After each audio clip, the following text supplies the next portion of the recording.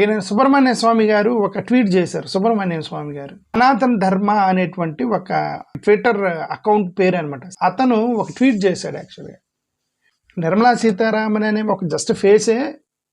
యాక్చువల్గా ఆమె నిర్ణయం తీసుకోదు.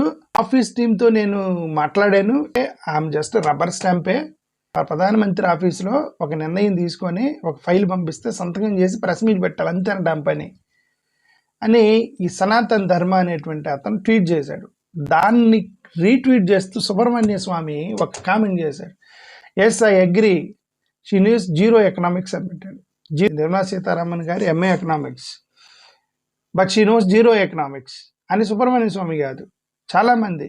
అంటే పీకే మిశ్రా అనే వ్యక్తి నరేంద్ర మోడీ గారి ఆఫీస్లో ఉంటారట. పీకే మిశ్రా అతను తీసుకుంటాడంటే డెసిషన్స్ మొత్తం.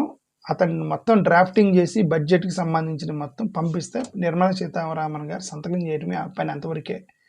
అందుకే సుబ్రహ్మణ్య స్వామి అన్నట్టు జీరో ఎకనామిక్స్ తెలుసు ఆమెకంది. సుబ్రహ్మణ్య స్వామి యాక్చువల్గా అతను బీజేపీ అతను.